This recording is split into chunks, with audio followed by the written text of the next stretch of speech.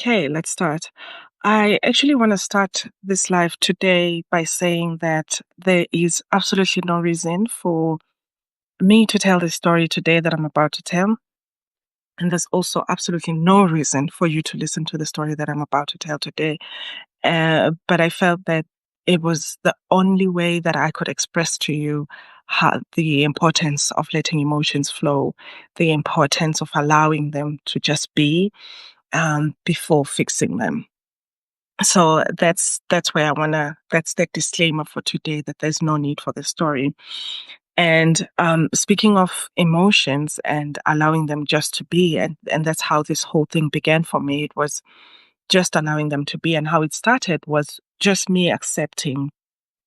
I just started writing and saying even to myself that, oh, I am worried, and what was the one? I'm worried and sad. I'm sad and worried. I'm worried and sad. I'm sad and worried. And I started just accepting that, oh, I am just worried and sad. And I was removing the psychological terms like depression, because you could be diagnosed with that, anxiety. I was just removing all of those psychological terms and using like normal day-to-day terms of like, I'm worried and sad. And let's stop it right there, and putting a full stop on it without having to explain, without having to go into detail and say, I am worried because, or I am sad because of this thing, which completely takes one into the past. Or saying that I am sad because of this thing that happened to me a while ago, maybe when I was 7 years old or something like that. And now that's where the depression or the sadness is coming from. Or I am worried, which put me on a loop of manifestation of wanting the next thing, the next thing. I'm worried because I don't have enough. I'm worried because I don't know if this will make it. So let me just keep pushing. And with every accomplishment, getting even more worried. For every accomplishment, for every achievement, getting even more worried.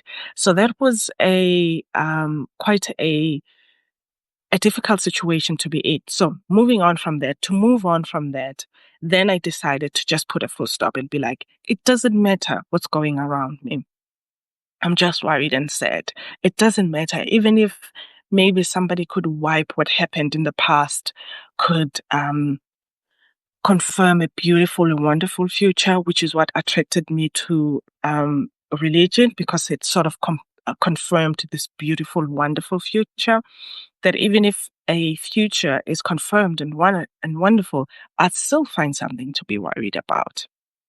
So when I put that full stop there, it really helped to work with it, to work with the emotion and be like, okay, I'm leaving it as is and I'm letting myself get comfortable to it. And then I discovered, as I allowed this worried and sad, I discovered what I actually had an issue with wasn't sadness, what I was trying to push away. It wasn't sadness, what I was trying to push away. It wasn't anxiety, what I was trying to fight with. In fact, I was probably more comfortable with anxiety and sadness and all of that. But what I was trying to push away was joy, pleasure, happiness. A big shock to me. And just giving myself time and saying, okay, let me see what it is that is uncomfortable. Hi, Camila. Thank you for joining me. I was all by myself here. So I was talking about being comfortable with certain emotions, and I'm just going to continue so that I don't start from scratch. And then I discovered that I had a very huge issue with pleasure and accepting pleasure, not just sexual pleasure, but all the other pleasures and joys of life. And how I would see this, I would see it by, and I think it's not just me who does that. Many of us, if we've just received like exciting news, we quickly grab a glass of wine to celebrate. We call a friend. We do anything to escape from sitting with this emotion of joy. Go out, or my favorite one, sabotage the very thing that has brought me joy, and things like that. So I'm going to look at my notes now that you're here, Camila, and actually have some kind of direction in this so that I don't waste your time. Okay, so I had issues with pleasure, and I wanted to figure out where they were coming from, and then memories started coming back. Now, I've done hypnotherapy before. I did it only once, and I couldn't continue with it. And I know there are many, many ways of bringing back memories from the past. And for me, they didn't work because they felt violent and they felt harsh. So this was the softest way of doing it, of just allowing myself to feel certain emotions until it pops up why this emotion has an issue. So a memory came back, and it came back softly. It didn't come back just once, this one thing. It came back softly with like little pieces of memories. Please bear with me, Camila. This is taking way very long. My ex-husband had this problem, incapable of enjoying. I resonate with your husband. I really do. It is something that is so painful to not be able to just like let joy be. And everyone has this emotion that they just can't let it be. So this memory comes back of myself at 3 years old and 3 or 4 years old. So there was this, I don't know if I could call it a thing that would happen once every few months where all the girls will be lined up. And the girls will be lined up, and there was, I think, a checking of is it a hyphen? Uh, Tell me, Camilla, if I'm using the right English word, the hyphen. You know how you check if someone is still a virgin? I think it's a hyphen. So they were looking for that. And um, there were four of us, four girls, and all of them under the age of 12. But there was a check-in done by the female parent to check if the hyphen is still there, if you're still a virgin. And this was done all the time. But at this day, this memory that pops up, that comes back, when they get to my side, they find that, hey, Mel, hi, man. Thank you. Thank you for saying it. I don't know if I should start from scratch or I should continue with the story. I don't know now that we have more people, or it will make sense as we go along. So, in that, I think I'll just keep going, and then we will have a nice conversation later on. I'll try and speak as fast as possible, Camila and Mel. I'll try and speak as fast as possible so that we can have a nice conversation. So, in this checking of the girls, four girls, they find that on my vagina there was a little bit of blood. Mind you, I'm only about 3 or 4 years old at this time. So, they find that there's just a little bit of blood. And there was a moment of shock as she looked at me, and she looked at me straight in the eye and she says, "What happened here?" And I could tell that there's an answer that she was expecting. And I think this is where people pleasing started. And I was like, I was playing, and I came up with a story. And I was like, I was playing, and a twig, I sat on a twig, and a twig hurt me.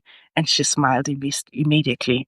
And she was like, good girl, to show that the lie that I had just told was good. I don't know if the lie, I made it up myself, or maybe she had trained me to say it, and she was checking if I am saying the lie. So what would happen is, then she would play with the private part for it to get pleasure. And biologists do say that girls can feel pleasure from as early as 2 years old. So play with the private part to get pleasure, and as soon as you feel a little bit of pleasure, then add pain, so that you associate. It's like a programming, so that you associate pleasure with pain for the rest of your life. And I will explain later how that then showed itself later on in life, of associating anything that's joyful with, oh my goodness, something painful is about to come along, which then the whole self-sabotage is coming from. Hello, London, and hello, Mel. I want to ask with everybody that's here, so that we make it a nice round conversation. If there's any emotion that you struggle with, I'm talking about pleasure now, that I struggled with pleasure and the reasons behind me struggling with pleasure. But I would like to hear from everybody, what have you struggled with? What kind of emotion have you struggled with? I will keep quiet and give myself the time to actually take a breath as well.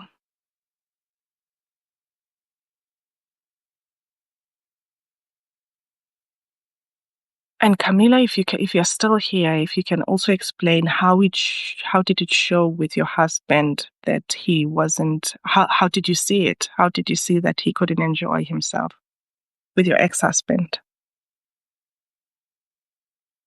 I'll give myself a minute.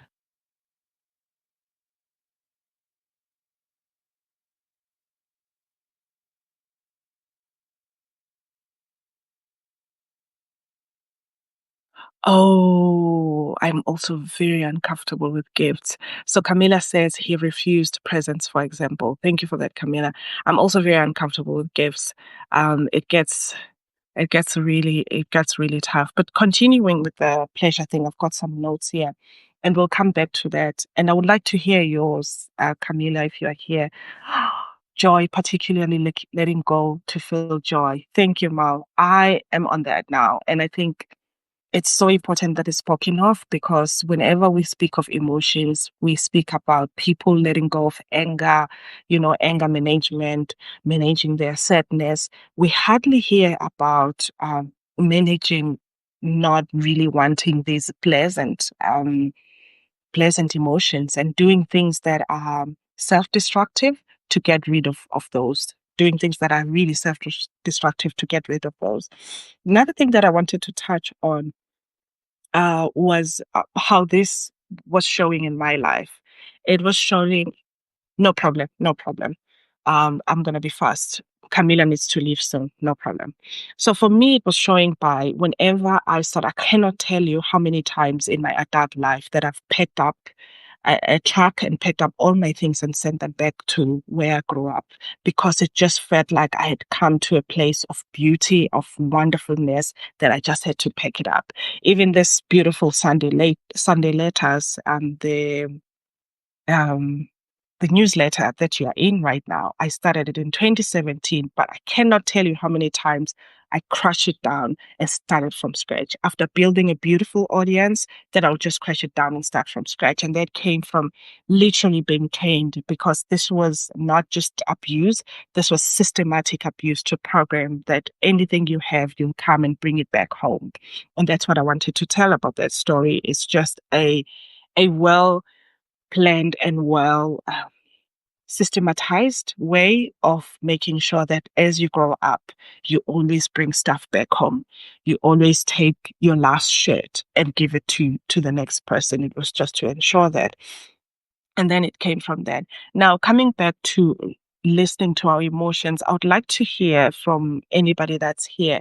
What is your biggest fear when you hear letting emotions just be or letting them flow? What is your biggest fear when it comes to just letting your emotions be?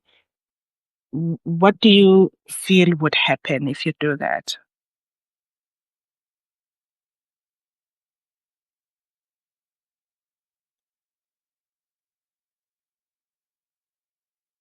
I'll just also give myself a chance to breathe.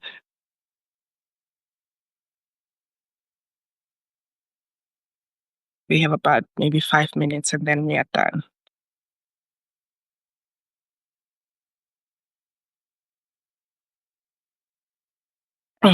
What would you say is your biggest fear when it comes to letting emotions be? What are you worried would happen? What are you concerned would happen?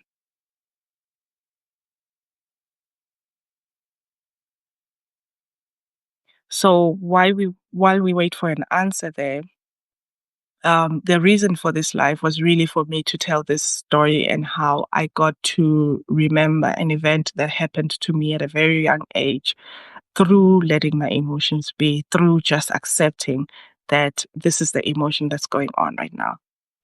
So Mal says, it's so nice to see you here, Mal, by the way.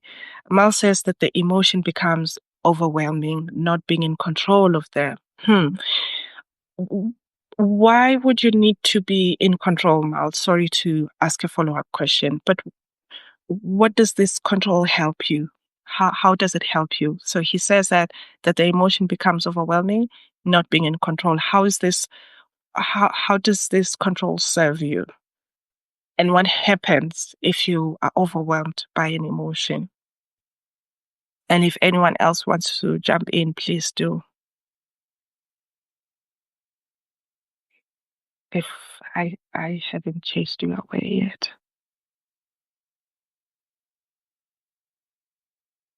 Yeah, so that's what this live was about. It was just to share my story and share how I got to discover a memory that I had forgotten.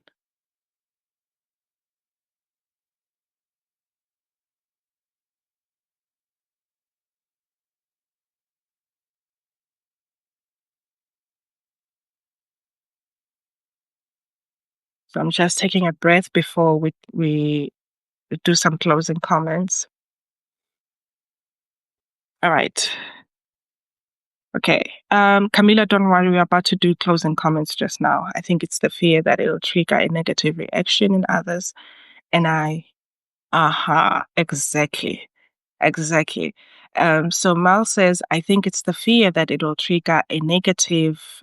Thank you, Camila, for saying remembering is part of healing.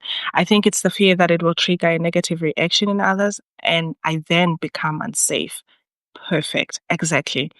And one of the main reasons when we are all by ourselves, there is no outside factors. We are happy with all the range of our emotions. It's just when it comes to how safe we are around others and how accepted we are around others, then we want to control our emotions. Then we want to do that. And that's why the importance of creating a safe space where you can express emotions is so important. Whether that safe space is writing, whether that safe space is painting, where you can convince yourself and trick yourself into what's the worst that could happen? It's just a painting. If I express this anger here, nobody gets hurt, nobody judges me, nobody what. After I paint, I can throw it away, and then it just creates this feeling of openness and going as far in this as this emotion wants to take you.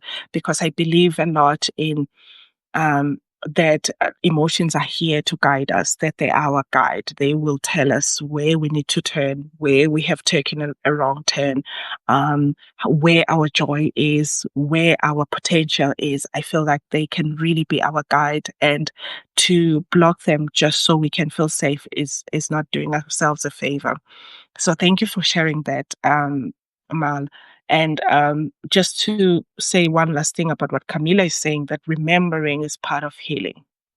And that is why art and creativity is so important, because it just gives us this documenting of our own lives that we can always remember what they are about. So, oh, we can always go back and remember and not forget what's going on.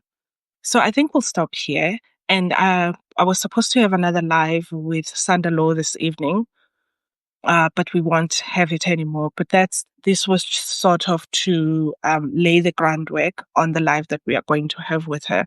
I think we'll have a live with her tomorrow. Please look out for that, and then we'll continue on this. I just wanted to tell this little story, and then we can lay the groundwork, and then we can have a proper live with Sandalo later on.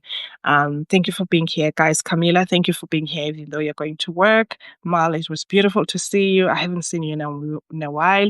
Rich B, thank you for coming. And London, I really have to comment on your page very soon. There's something that I saw that you said. Thank you, guys, and goodbye.